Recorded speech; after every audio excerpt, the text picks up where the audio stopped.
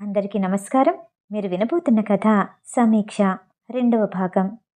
విశాల్ ముంబైలో ఉన్న కాలేజ్లో అడ్మిషన్ కోసం ఎంతో ప్రయత్నించాడు. కానీ హైదరాబాద్లో దొరికింది. దాస్ని విడిచిపెట్టి వెళ్ళిపోతున్నందుకు బాధగా అనిపించింది. మరో వారంలో కాలేజ్లో జాయిన్ అవ్వాలి. అప్పటి వరకు విశాల్ దాస్తో కలిసి తిరగాల్సిన ప్రదేశాలన్నీ తిరిగేశాడు. దాస్ కూడా అతనికి సంతోషంగా సెండ్ ఆఫ్ ఇచ్చి అనుకున్నది సాధించమంటూ ధైర్యం చెప్పి ఏదైనా అవసరం ఉంటే వెంటనే ఫోన్ చేయమంటూ విశాల్ని దగ్గరుండి పంపించాడు. విశాల్ హైదరాబాద్ చేరుకోవటంతోనే తండ్రి ఏర్పాటు చేసిన ఇంట్లో అతనికి కావలసిన వస్తువులు సర్దుకొని రెండో రోజే కాలేజ్కి బయలుదేరాడు. విశాల్ ఆఫీస్ రూమ్ బయట ఉన్న బెంచ్ మీద కూర్చొని ఏదో అప్లికేషన్ ఫామ్ ఫిల్ చేస్తుంటే, హాయ్, ఒకసారి నీ పెన్నిస్తావా అని ఎవరిదో కంఠం వినపడింది. తలపైకెత్తి చూడగానే ఎదురుగా నిల్చున్న అతను దాస్ అమాయకత్వాన్ని గుర్తు చేసేలా కనిపించాడు. దాస్ కూడా అంతే. మొదటిసారిగా పరిచయమైనప్పుడు పెన్సిల్ అప్పుగా అడిగాడు. విశాల్ తన ఫామ్ పూర్తి చేసి నవ్వుతూ అతని చేతికి పెన్ అందించాడు. థ్యాంక్ యూ బాస్, నా పేరు రేవంత్. రేవంత్ రెడ్డి కాదు, ఉట్టి రేవంత్ అంటూ కాసేపు విశాల్తో మాటలు కలిపాడు రేవంత్. మాట్లాడిన కొన్ని నిమిషాలకే రేవంత్ ఉండటానికి రూమ్ వెతుకుతున్నాడని విశాల్కి అర్థమైంది. రేవంత్, నేనుంటున్న ఇల్లు కాలేజ్కి దగ్గరలోనే. నేనొక్కడనే ఉంటున్నాను. కావాలంటే నువ్వు కూడా నాతో ఉండొచ్చు. రేవంత్ ఎగిరి గంతేసి, నిజంగానా? అదృష్టం అంటే నాదే. ఇక్కడంతా కొత్త. ఏం చెయ్యాలని ఆలోచిస్తున్నాను. నువ్వు చెప్పడమేంటి? ఖచ్చితంగా వచ్చేస్తాను. థ్యాంక్ యూ బ్రో అని విశాల్కి షేక్ హ్యాండ్ ఇచ్చి సంతోషంతో కదిలిపోయాడు రేవంత్.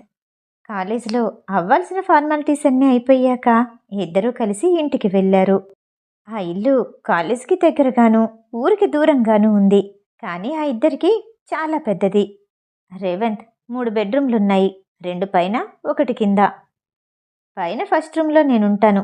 మిగతా రూముల్లో నీకెక్కడుండాలనిపిస్తే అక్కడుండు. రేవంత్ ఇల్లు మొత్తం చూస్తూ,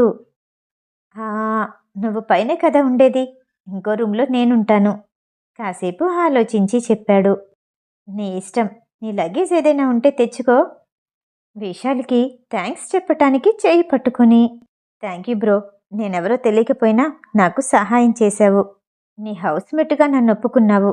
చాలా థ్యాంక్స్ అని నవ్వుతూ చెప్పాడు రేవంత్. ఆ తర్వాత ఆ లగేజ్ తీసుకురావటానికి విశాల్ కూడా సహాయం చేశాడు. రెండో రోజు సమీక్ష కాలేజ్కి వెళ్తూ ఉండగా మైథిలి తన మొబైల్కి ఫోన్ చేసింది. నమస్తే మేడం, గుర్తున్నామా అని కోపంగా అడిగింది. ఆ కోపం ఎందుకో సమీక్షకి అర్థమైంది.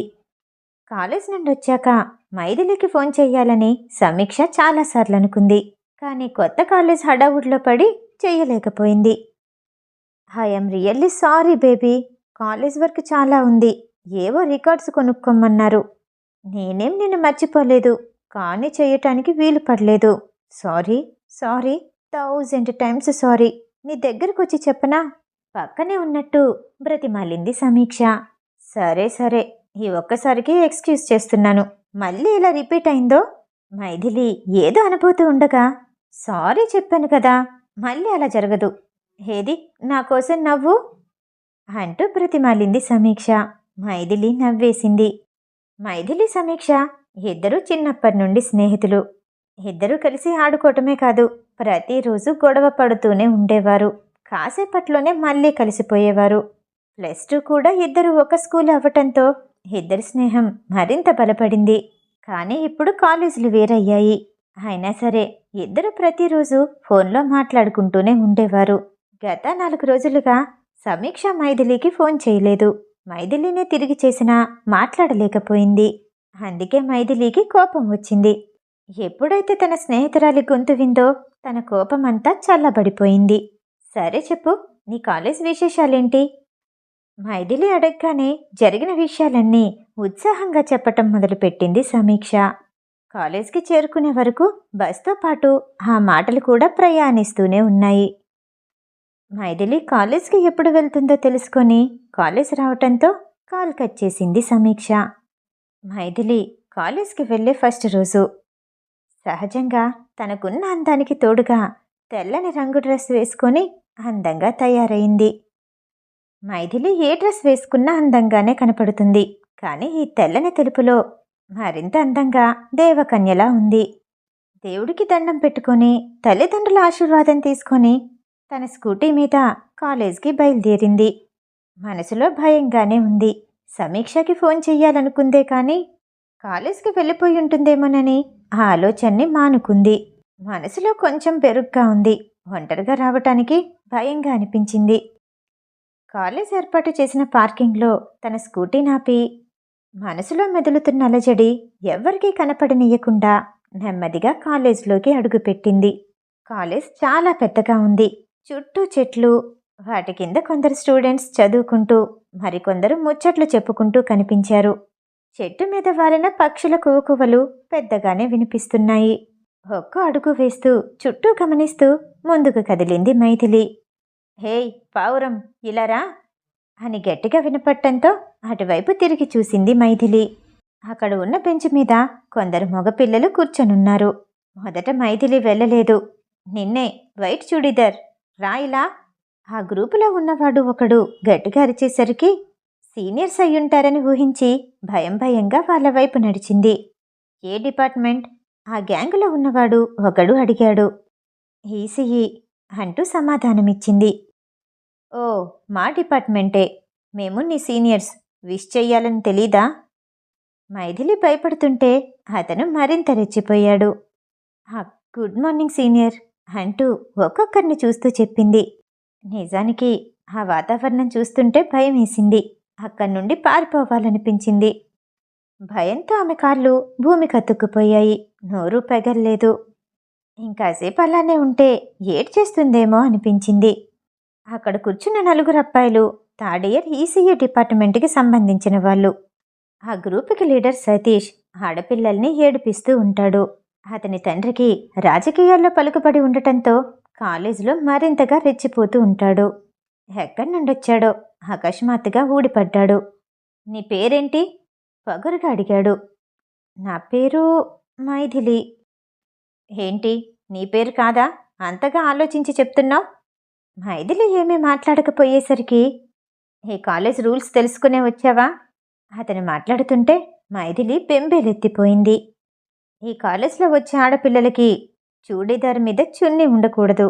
నీకు నువ్వుగా తీసి అక్కడ పెడితే మంచిది, లేదంటే నేను తీయాల్సి వస్తుంది అని తన స్నేహితుల వైపు చూస్తూ వికారంగా నవ్వాడు. వాళ్ళు పల్లికిలించారు. మైథిలి ఏమీ మాట్లాడకుండా నిశ్శబ్దంగా ఉంది. నీకు కష్టమైతే నేనే తీస్తాలే అని 2 అడుగులు ముందుకు వేసి సతీష్ ఆమె భుజం మీద చెయ్యి వెయ్యబోయాడు. అప్పటి వరకు భయంగా ఉన్న మైథిలి భద్రకాళిలా మారిపోయింది. బలాన్నంతా చేతిలోకి తెచ్చుకొని అతని గూబ గట్టిగా పగలగొట్టింది. మోటుతనానికి బాగా అలవాటైపోయిన శరీరం సతీష్ది. 2 అంగుళాలు మందంగా ఉన్న చర్మం మీద మైథిలి కొట్టిన తెప్ప చాలా చిన్నదిగా అనిపించింది. కానీ అందరి ముందు కొట్టటం పెద్ద అవమానంగా ఉంది. సతీష్ కోపంతో ఊగిపోయాడు. నన్నే కొడతావా? ఏం చేస్తానో చూడు అని ముందుకొచ్చి ఆమె చున్నీ పట్టుకుని లాగబోతుంటే అతని మొహం మీద మరొక పంచి పడింది. ఇది చిన్నగా తగల్లేదు, దిమ్మ తిరిగినట్టు అనిపించింది. తల విదిలించి చుట్టూ చూశాడు. అంతా మసక మసగ్గా ఉంది. ఇలా కొట్టిందేంట్రా దీన్ని అని కుదురుగా నిల్చొని కళ్ళు పెద్దవి చేసి చూడగానే అతని కంటే పొడుగ్గా ఉన్న ఓ వ్యక్తి అతని చెంప మీద లాగి గట్టిగా కొట్టాడు. ఆ దెబ్బకి గుండ్రంగా తిరుగుతూ భూమి కతుక్కుపోయాడు సతీష్. తనకి సహాయం చేసిన వ్యక్తి వైపు కృతజ్ఞతగా చూసి థ్యాంక్స్ చెప్పింది మైథిలి. క్లాస్కి వెళ్ళగానే మైథిలి చుట్టూ అందరూ చేరారు. ఎవరో మంచినీళ్ళ బాటిల్ అందించారు. అది తాగిన తర్వాత ఆమె మనసు కుదుటపడింది. కానీ మనసులో కొద్దిపాటి అలజడి రేగుతూనే ఉంది. చుట్టూ ఉన్న వాళ్ళ ద్వారా సతీష్ అంటే ఎవరో తెలుసుకుంది. ఈసీఈ డిపార్ట్మెంట్లోనే థర్డ్ ఇయర్ చదువుతున్నాడని అర్థమైంది. క్లాస్కి లెక్చరర్ రావటంతో ఎవరి స్థానాల్లోకి వాళ్ళు వెళ్ళిపోయారు. ఒకరంటే ఒకరికి పరిచయాలు జరుగుతూ ఉన్నాయి. పావుగంట తర్వాత may I get in sir అంటూ ఓ గొంతు వినపట్టంతో అటువైపు అందరూ తిరిగి చూశారు. క్లాస్ అంతా ఒక్కసారిగా నిశ్శబ్దంగా మారిపోయింది. లెక్చరర్ లోపలికి రమ్మన్నట్టు సైగ చేయగానే అతను తన చేతిలో ఉన్న 2 బుక్స్తో క్లాసులో చివరి బెంచి దగ్గరికెళ్ళి కూర్చున్నాడు. ఆ బెంచి మీద కూర్చున్న మరో స్టూడెంట్ అతన్ని చూసి భయపడిపోయి ముందు బెంచ్లోకొచ్చి కూర్చున్నాడు. మైథిలి అతని వైపు చూసింది కానీ అతను గమనించలేదు. లెక్చరర్ అతన్ని పిలిచి ఇంట్రడక్షన్ ఇవ్వమని చెప్పగానే క్లాస్ రూమ్లో ఉన్న స్టేజ్ మీదకి వెళ్ళి, ఫస్ట్ ఆఫ్ ఆల్ మీకందరికో విషయం చెప్పాలి. నన్ను గ్రహాంతరవాసిని చూసినట్టు చూడకండే, భయంగా ఉంది. లేకపోతే కోతి నుండి ఇప్పుడే మారినట్టు కనిపిస్తున్నానా? ప్లీజ్ మొహంలో ఎక్స్ప్రెషన్స్ మార్చండి అని అందర్నీ చూస్తూ చేతులాడిస్తూ, మనలోని బలహీనతని ఎవరికీ చెప్పకూడదు అంటారు. అందుకే బలాన్ని చెప్తున్నాను. నా బలం నా సెల్ఫ్ కాన్ఫిడెన్స్. కోర్స్ అందరూ దాన్ని బలుపు అంటారు, కొందరు పొగరని కూడా అంటారు. కానీ సెల్ఫ్ కాన్ఫిడెన్సే. నా పేరు విశాల్, ముంబై నుండి వచ్చాను అని నవ్వుతూ చెప్పి వచ్చి తిరిగి తన ప్లేస్లో కూర్చున్నాడు. అనుకున్నంత భయపడే వ్యక్తి కాదని, చాలా జోవియల్గా ఉంటాడని క్లాసులో ఉన్న వాళ్ళందరికీ అర్థమైంది. లంచ్ బ్రేకులో మైథిలి విశాల్ పక్కకొచ్చి కూర్చుని, అప్పుడు నాకు చాలా భయం వేసింది. మీరొచ్చి కాపాడారు, చాలా థ్యాంక్స్. దానికి బదులుగా నా లంచ్ బాక్స్ ట్రీట్ ఇస్తాను. పోనీ క్యాంటీన్కి వెళ్దామా అని అతని వైపు అభిమానంగా చూస్తూ అడిగింది. మీ పేరేంటి? మైథిలి కదా? సారీ, ఇవాళ నా ఫ్రెండ్ తోటి లంచ్ ఫిక్స్ అయిపోయింది, మరొకసారి చూద్దామే అని బాయ్ చెప్పి వెళ్ళిపోయాడు విశాల్. మైథిలి తన ప్లేస్లోకి వెళ్ళి కూర్చొని లంచ్ తింటూ సమీక్షకి ఫోన్ చేసింది. తనకిష్టమైన స్నేహితురాలి గొంతు వినగానే దాచుకున్న దుఃఖం ఆగలేదు. జరిగినవన్నీ చెప్తూ ఏడ్చేసింది మైథిలి. మైథిలి బాధగా ఉన్నప్పుడు తను పక్కన లేకపోయినందుకు సమీక్ష బాధపడింది.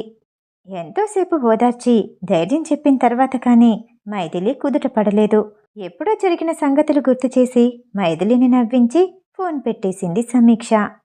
మిగతా కథ తరువాయి భాగంలో. ఈ కథ వింటూ మీకు నచ్చినట్టయితే లైక్ చేసి సబ్స్క్రైబ్ చేయండి. మళ్ళీ రేపు కలుద్దాం. నమస్తే.